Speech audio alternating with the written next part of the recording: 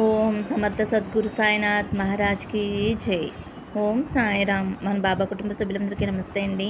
మీ అందరిపైన షిరిడి సాయినాథ్ ఆశీస్సులు ఉండాలని, మీరు ఎప్పుడూ క్షేమంగా ఉండాలని మనస్ఫూర్తిగా కోరుకుంటున్నాను. ఫ్రెండ్స్, మీకు ఎటువంటి సమస్యలు ఉన్నా సరే ఒక్కసారి గురువుగారిని కాంటాక్ట్ అవ్వండి. శ్రీ షిరిడి సాయిబాబా ఆశీస్సులతోటి గురూజీ శివరామరాజు గారు జ్యోతిష్యం చెప్తారండి. ఫోన్ నెంబర్ వచ్చేసి 9110577660. మీ సమస్య ఏదైనా సరే, ప్రేమ, పెళ్లి, ఉద్యోగం, రాజకీయం, విదేశీ ప్రయాణం, ధనం నిలకడ లేకపోవడం, భార్యాభర్తల మధ్య గొడవలు, ఆస్తి తగాదాలు, అప్పుల బాధలు, ఇలా ఎటువంటి సమస్యలు ఉన్నా సరే ఆ సమస్యలకు తగిన పూజలు చేసి గురువుగారు 24 గంటల్లో పరిష్కారం చూపిస్తారండి. కాబట్టి ఒక్కసారి నమ్మకంతో గురువుగారిని కాంటాక్ట్ అవ్వండి. నమ్మితే కనుక అంతా మంచి జరుగుతుందండి. అందరికీ కూడా గురువారం శుభాకాంక్షలు ఫ్రెండ్స్. బాబాగారు చల్లని చూపులు అందరిపై ఉండాలని మరొకసారి కోరుకుంటున్నాను. ఇంక ఈరోజు వీడియోలో మన బాబాగారు సందేశం అండి. మన బాబాగారు ఏమంటున్నారంటే, తల్లి, ఈరోజు నిన్ను వెతుక్కుంటూ ఒకరు రాబోతున్నారు. అది ఎవరో తెలుసుకో తల్లి. నా మీద నమ్మకం ఉంటే 2 నిమిషాలు విను అని అయితే మన బాబాగారు మనందరి కోసం చాలా అంటే చాలా చక్కటి సందేశం తీసుకువచ్చారండి. మరి మన బాబాగారు ఇలా ఎందుకు చెబుతున్నారో, ఆయన మాటల్లోని పరమార్థం ఏమిటో బాబాగారి మాటల్లోనే తెలుసుకుందాము. చిన్న రిక్వెస్ట్ ఫ్రెండ్స్, మన వీడియోస్కి అయితే ఒక చిన్న లైక్ ఇవ్వండి. ఫస్ట్ టైం చూసేవారైతే మన బాబా భక్తి ఛానల్ తప్పకుండా సబ్స్క్రైబ్ చేసుకుని సపోర్ట్ చేయండి. శ్రద్ధ సబూరి అని కామెంట్ పెట్టండి. ఇంక వీడియోలోకి వెళ్ళిపోదాము.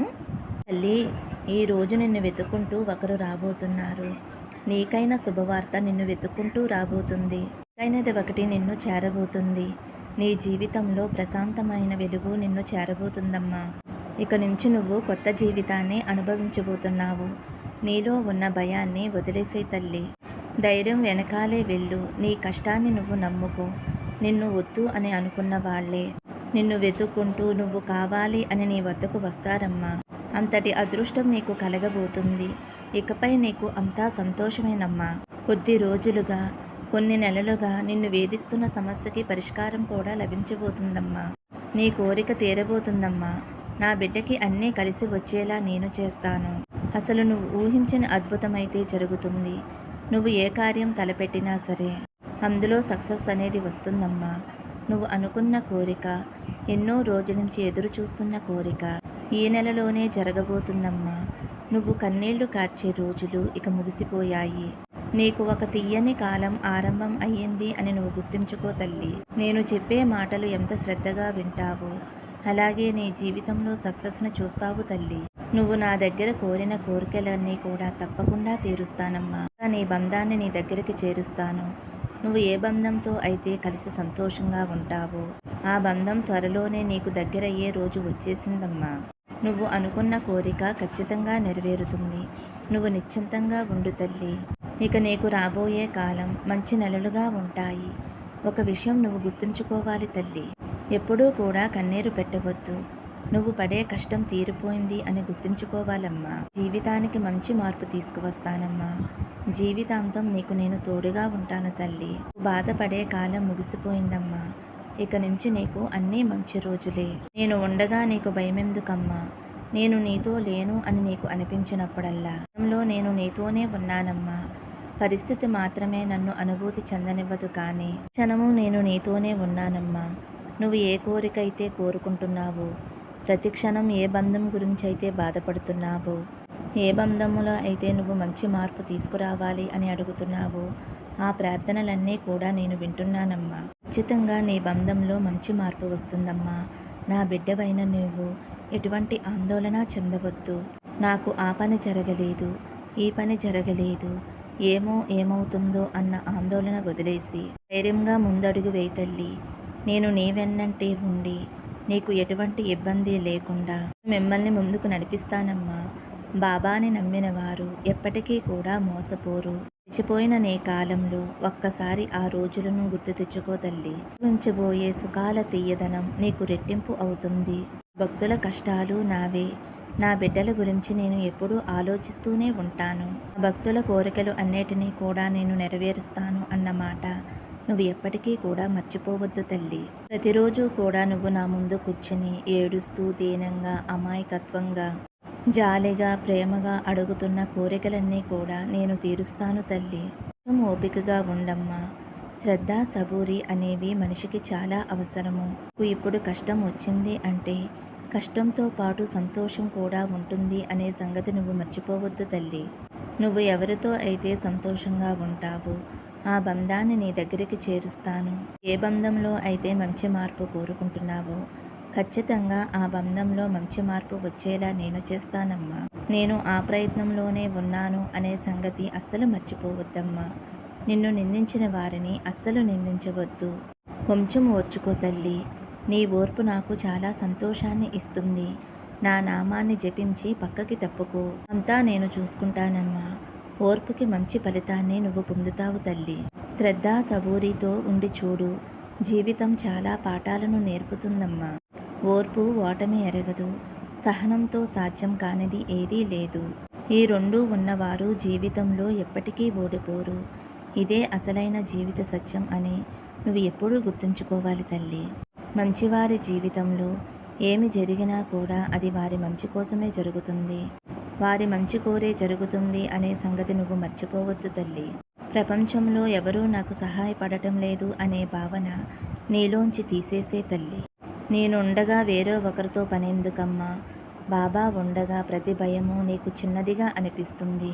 ఎందుకంటే నేను మీ వెన్నంటే ఉండి ప్రతి క్షణము మిమ్మల్ని కంటికి రెప్పలా కాపాడుకుంటూ రక్షించుకుంటూ ఉంటాను కాబట్టి. ఒక బాధ 100 సంతోషాలను దూరం చేయగలదు. అదే 1000 సంతోషాలు ఒక బాధని దూరం చేయలేదు. అందుకే మనం ఆలోచించాలి. ఒకరిని బాధ పెట్టడం క్షణాల్లో పని. అదే సంతోష పెట్టడం అయితే మన తరం కాని పని అని.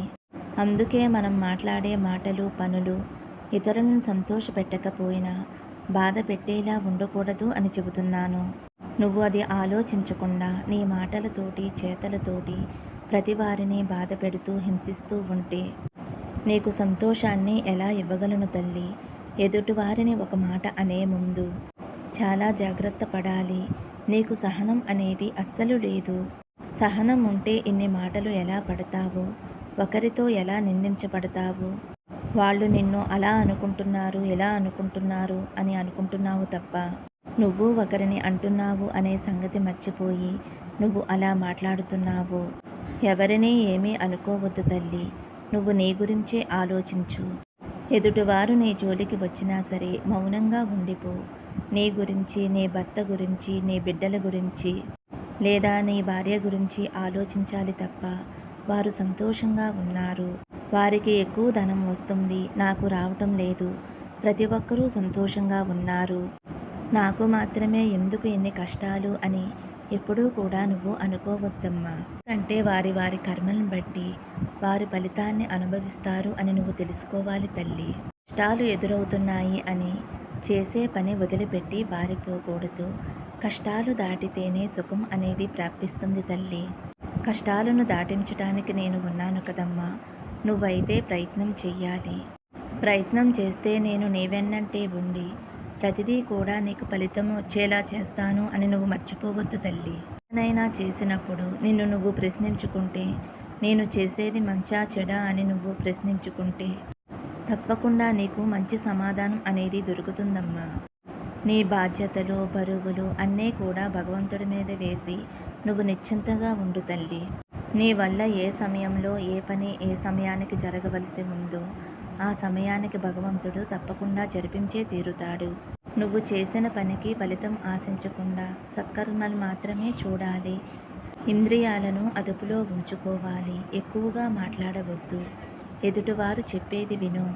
సుఖదుఖాలను సమానంగా స్వీకరించు. కష్టం వచ్చింది కదా అని కృంగిపోవద్దు. నీకు సంతోషం వచ్చింది కదా అని పొంగిపోవద్దు. నాకు మంచి జరిగింది అని ఇతరులకి చెప్పుకోవద్దు.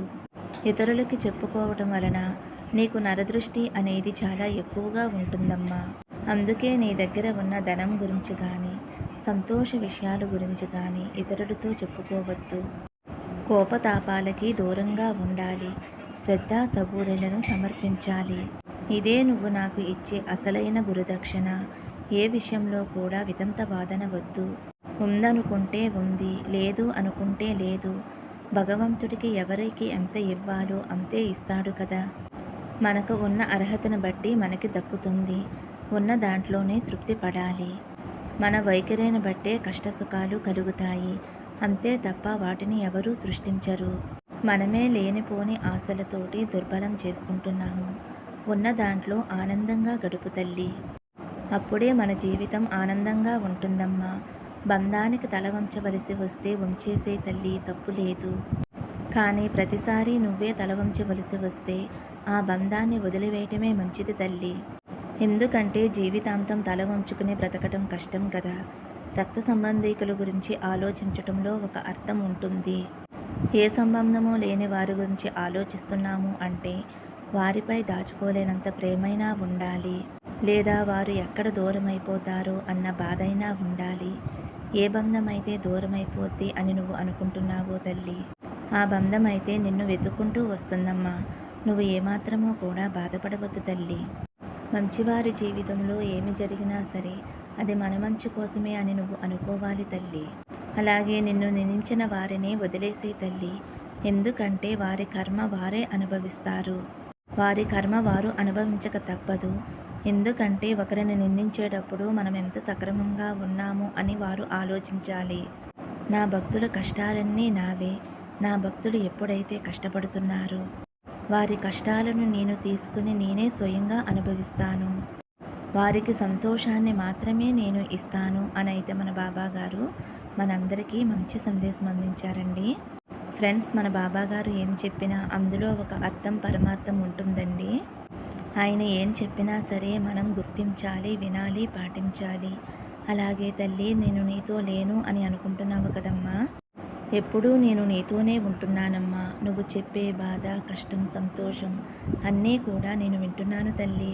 అలా నేను వింటున్నప్పుడు నీ బాధ నేను చూడటం లేదు అని ఎలా అనుకుంటావు తల్లి? మరి అంతలా మీరు నన్ను పట్టించుకుంటే నాకు ఎందుకు ఇన్ని బాధలు అని మనసులో అనుకుంటున్నావు కదా తల్లి. ప్రతి మనిషికి కూడా పాప కర్మలు అనేవి తప్పవు.